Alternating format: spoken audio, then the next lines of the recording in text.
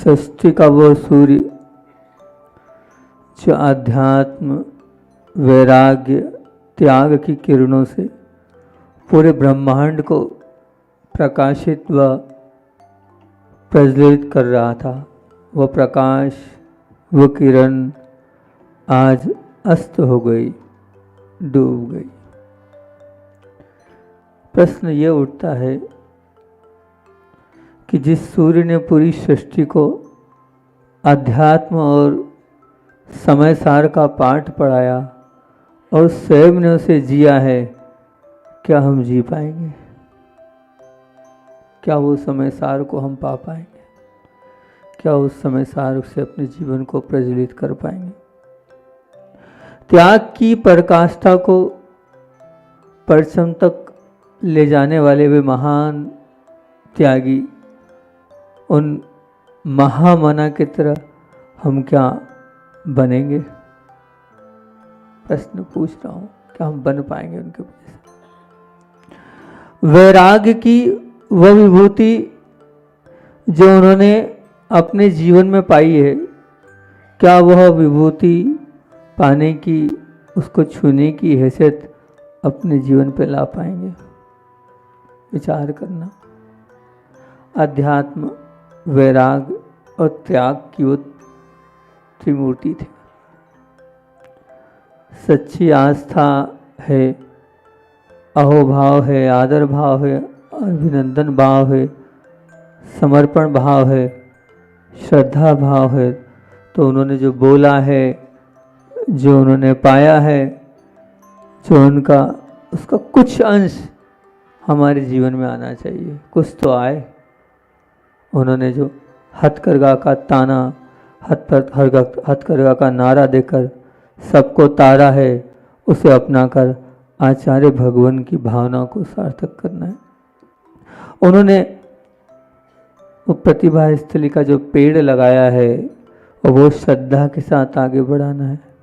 उन्होंने जो गौशाला का बीड़ा उठाया है, उसे अहोभाव के साथ अपने जीवन में स्थान देना है। उन्होंने आयुर्वेद के रूप में जो पूर्ण आयु का ताना बाना बनाया है, उसे अपनाकर अपने शरीर और धर्म की रक्षा करना है। उन्होंने हिंदी का जो बिगुल बजाया है और उस संगीत में स्वयं भी शामिल होना है और सबको शामिल करना है। उन्होंने शांति धारा की धरोहर जन जन के हितार्थ के लिए रखी है, उसका भी पोषण करना है। उन्होंने भारत को भारत बोलो, क्यों बोलो? क्योंकि पति भारत, भारत बनाने के भाव संजोए हैं, उसे भी आगे बढ़ाना है। उन्होंने संस्कृति की सुरक्षा के लिए जो पाषाण से जिलाले बनाकर हजारों साल तक जिन संस्कृति को सुरक्षित करने का आशीर्वाद दिया है, उसे भी आगे बढ़ाना है। उनका प्रत्येक क्षण सबके कल्याण और परोपकार के भावों से गुंथित था। अभी कहा ना, जो कल्याण की भावना भाता है वो निश्चित तौर से तीर्थंकर प्रकृति की ओर ही जाता है, वो दर्शन विशुद्धि भावना। हम अपने आप को बहुत ज़्यादा पुण्यशाली ही मानना चाहिए कि हम उनके काल में जन्म हमने लिया है, उनकी दर्शना और देशना पाकर अपने जीवन को बहुत कुछ अच्छा बनाया। अब उनको देख पाना तो संभव नहीं है, पर उनके उद्देश्य और उनके आदेशों को मानकर हम उन्हें साक्षात देख सकते हैं और अनुभूत भी कर सकते हैं। ऐसा नहीं कि नहीं है, वो नहीं है, पर उनकी वाणी तो हम युगों युगों तक सुन सकते हैं, पढ़ सकते हैं। उनकी वाणी को सुरक्षित करने के लिए और आगे बढ़ सकते हैं, तभी हमारा सच्चा वो समर्पण अंतरंग में होगा। नहीं तो बात तो बहुत हो रही है, लेकिन समर्पण क्या? आज बड़ा अलग सा, कल ही मतलब, धन्य है वे लोग जो उनके पास अंतिम समय तक रहकर उनकी वर्गणाओं को ग्रहण करने का वो सौभाग्य से अपने जीवन को उन्होंने सबसे बड़ी महानिधि से जोड़ा है। उनके सबके पुण्य की अनुमोदना भी है और अंदर से एक जलन भाव भी है और अपने पाप कर्म पर खेद भी है। पूज्य निर्यापक श्रवण प्रसाद सागर जी, पूज्य तपस्वी सम्राट चंद्रप्रभु सागर जी, पूज्य निरामय सागर जी इस धरा के सबसे पुण्यशाली महाविभूति हैं जो उनके निकट रहे हो।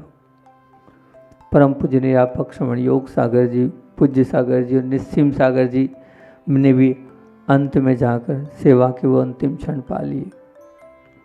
मुनिवर निरापक श्रमण समता सागर जी और महासागर जी, निष्कम सागर जी भी पुण्यशाली है कि चरण रज उनने भी ले ली और बाकी जो अंत में समाधि तक भी पहुंचने का जो सौभाग्य वो पुण्य पा लिया। पूज्य निरापक श्रमण अभय सागर जी, पूज्य निरापक श्रमण संभव सागर जी और उनके साथ में रहने वाले और भी निरुक्त सागर जी आदि साधुओं ने पा लिया। हम चाह कर भी नहीं पहुंच पाए, क्या करें, बहुत पाप किया होगा। मैंने अपने जीवन का यही लक्ष्य बनाया था, अंत समय तक गुरुदेव के पास रहना है और इसी भाव से कभी भी किसी प्रकार से भी मैं जैसा जैसा गुरु जी चाहते थे हमेशा क्यों बस गुरु के चरणों में बना रहना। और ये भावना थी कि कम से कम अंतिम समय में उनकी सेवा कर पाऊँ। पूज्य आचार्य भगवान जब मैं छोटा सा था, लगभग 11-12 वर्ष का, अपनी शैक्षणिक पढ़ाई खंडवा हुई है हमारी और वहाँ पर खंडवा में हम अपने ननिहाल में रहते थे। नानी जी शिक्षक थी हमारी, तो उन्होंने एक दिन दशहरे की छुट्टी के लिए, बहुत लंबी लंबी छुट्टियाँ होती थी, मुक्तागिरी चतुर्मास चल रहा था, उन्होंने हमसे कहा कि हमें जो है मुक्तागिरी चलना है, 20 दिन की छुट्टियाँ थी। तो हमने उनसे कहा क्या है वहाँ, तो उन्होंने कहा कि वहाँ पर आचार्य भगवंत का संग आया है। जब उन्होंने ऐसा बोला तो धर्म के प्रति रुचि कम थी, नहीं के बराबर थी, ज़बरदस्ती मंदिर भेजा जाता था, मन मार के मंदिर जाया करते थे। हमने उनसे कहा कि आप ही जाएं, हमारी भावना नहीं है वहाँ जाने की। 20 दिन ना वीडियो गेम, ना क्रिकेट, ना टीवी, 20-25 दिन क्या करेंगे हम। उन्होंने कहा आप जाएं, हमें नहीं जाना है। उन्होंने बोले बेटा, जिस पर दृष्टि पड़ जाती है उसका जीवन कहीं से कहीं पहुंच जाता है, मना मत करें। पर हमारे मन में तो ये था ही कि नहीं जाना है, नहीं जाना। फिर भी वो बहुत ध्यान रखती थी और उन्होंने हमें एक ऐसा कहा, अच्छा एक काम करते हैं, 1 या 2 दिन के लिए तो चल सकते हैं ना, अगर वहाँ आपको अच्छा नहीं लगे तो आप वापस आ जाना। और हमने सोचा 1-2 दिन में तो कोई बाधा नहीं है। उनसे हमने हाँ कर दी और फिर हमने सब मैंने कहा हम पूरा क्रिकेट का शौक था, सब बैट बल्ले ये वो सब लेके गए, कोई ना कोई को मित्र बना लेंगे और वहाँ 2 दिन तो निकाल ही लेंगे। वहाँ गए, जाने के बाद आचार्य भगवान को देखा पहली बार उस 11-12 वर्ष की उम्र में। उनको देखकर ऐसा लगा कि क्या है, उनके 24 घंटे आगे पीछे सब तरफ से घूमता था और सुनी कि वो सोच के लिए जाते थे तो साथ, लघु शंका के लिए जाते थे साथ, वो वंदना के लिए जाते थे तो साथ। अब वहाँ तक जाता था, पहुँचता था। और वहीं सुख सागर जी महाराज जी थे। सुख सागर जी महाराज जी बच्चों को प्रिय थे, तो वहीं महाराज जी के पास में बैठा और महाराज जी से मैंने एक ही प्रश्न किया कि महाराज जी वो जो ऊपर बैठते हैं उनके जैसे बनने के लिए क्या करना पड़ेगा, उनके जैसे मुझे बनना है। तो महाराज जी मुस्कुराए, बोले ऐसे ही थोड़ी बना जाता है, पहले ब्रह्मचारी होते हैं, फिर क्षुल्लक होते हैं, फिर एलक होते हैं, फिर मुनि होते हैं। ये तो अभी मुनि डायरेक्ट दीक्षा पहले ऐसे ही होता था। तो ये ब्रह्मचर्य क्या होता है हम उतना भी नहीं समझते, तो उन्हें शादी नहीं करना है ब्रह्मचर्य बात होता है, तो आप दे दो। बोले हम थोड़ी देंगे, वो तो उनसे ही लेना पड़ेगा। तो उनके पास जाना होगा, हाँ उनके पास ही जाना होगा। बोले वो भी माता पिता के बिना नहीं मिलता है, अपने माता पिता को लाओ आप, तब आपको व्रत मिलेगा। हमने कहा ठीक है, अब क्या किया जाए, माता पिता है नहीं, नानी के साथ आए हैं। और अब जो है अजमेर के हमारे पूर्व अवस्था के मामा जी थे, वो आए थे, 30 साल से चौका लेके आ रहे हैं, हम गदिया परिवार है, तो उन्हीं के चौके में हम गए थे। अब जो वो बड़े वाले उनके बेटे मतलब बड़े मामा थे, उनको हमने पढ़ाया और हमने उनसे कहा, मैंने कहा आपको हमारे साथ गुरु जी के पास चलना है। बोले क्यों? बोले गुरुजी पास इसलिए चलना है, आपको तो इतना ही बोलना है, आपको बोलना भी नहीं है, आप तो बस मुंडी हिलाते जाना। हम आपको अपने बड़े पापा बना रहे हैं, क्योंकि आपके बच्चों को तो वो जानते हैं, इसलिए आपको हम अपने बड़े पापा बना रहे हैं, आप चलना, वहाँ व्रत लेना है। अरे बोले भैया ये तो ठीक नहीं है। हमने कहा कुछ मत करना, आप तो बस साथ चलो। अच्छा श्री सामायिक से 1:15 बजे उठे और हम वो पीछे कमरा था, आज भी वो दृश्य झलक रहा है। वो भली छोटी सी उम्र की वो बात है, लेकिन वो पूरा झलक रहा है, वो मुस्कुराता हुआ वो चेहरा झलक रहा है। जैसे ही पूछे तो हमारे साथ एक दिल्ली का और बालक था, हम दोनों पहुंच गए, साथ में वो महेंद्र जी गदिया वो भी थे। हमने नमोस्तु किया और नमोस्तु करने के बाद आचार्य श्री जी लोग क्यों बच्चों कैसे आ गए?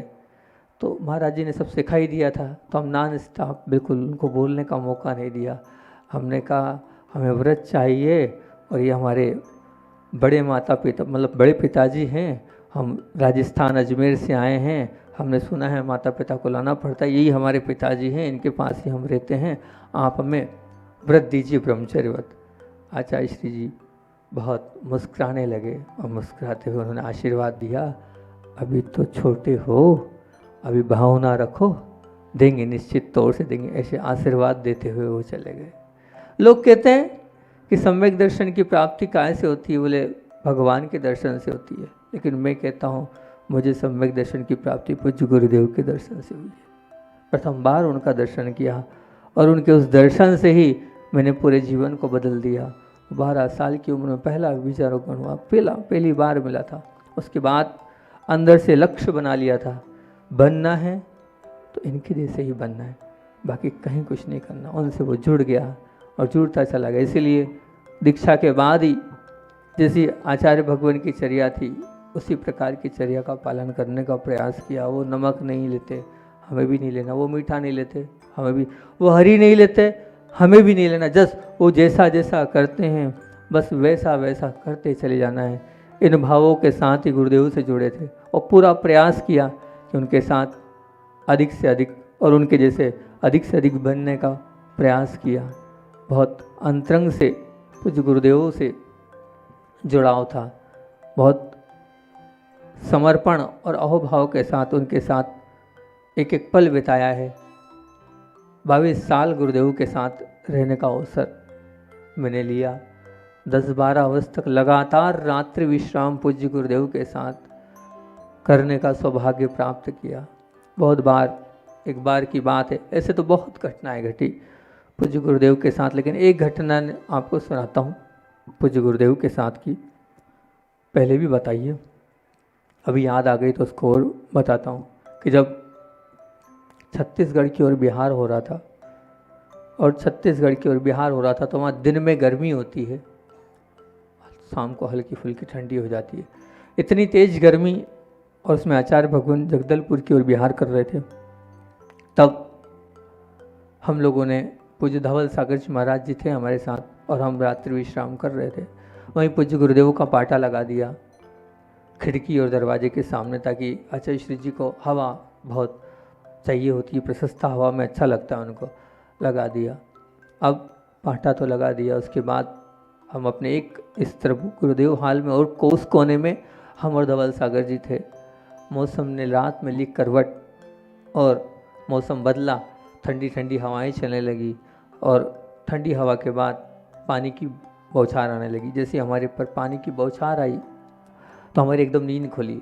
हम नींद में थे और हमने फिर अपनी खिड़की बंद कर ली पिछला, फिर वापस लेट गए। थकान बहुत ज़्यादा थी, 30-35 किलोमीटर चले थे, अंतराय भी था उस दिन, हमें अच्छे से याद है। हम लेट गए।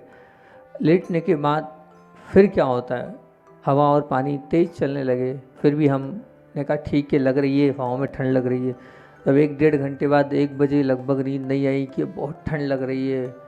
खिड़की बंद भी कर दी, फिर भी तो एकदम खुले, कहाँ से सामने के दरवाजे और खिड़की खुले हैं, दरवाजे खिड़की खुले हैं तो वहाँ पहुँचे उस दरवाजे खिड़की को बंद करने। जैसे ही दरवाजे खिड़की को बंद करने पहुँचे तो देखते हैं उस दृश्य को देखकर, अब वो बता क्या सकता हूँ अनुभूत जो किया मैंने, कि साक्षात आचार्य भगवान बिल्कुल मूर्ति के समान बैठे हुए हैं, ऐसे बैठे हुए हैं बिल्कुल साक्षात, जैसे लग रहा है भगवान ही वहाँ पर बैठे हैं। इस प्रकार से बैठे हैं। हम लेट भी नहीं पा रहे हैं, और हमें ठंड लग रही, कांप रहे हैं, और देखा वो पूरा पानी आचार्य श्री जी के पाटे पर आ रहा है। आचार्य श्री जी गीले हो रहे हैं बिल्कुल, लेकिन फिर भी वो उनका वो दृश्य ऐसा बिल्कुल अनुभव हो रहा था कि साक्षात भगवान की वो प्रतिमा वहाँ बैठी हुई है, बिल्कुल हिल नहीं रहे हैं, आनंद के साथ अहोभाव के साथ वहाँ बैठे थे।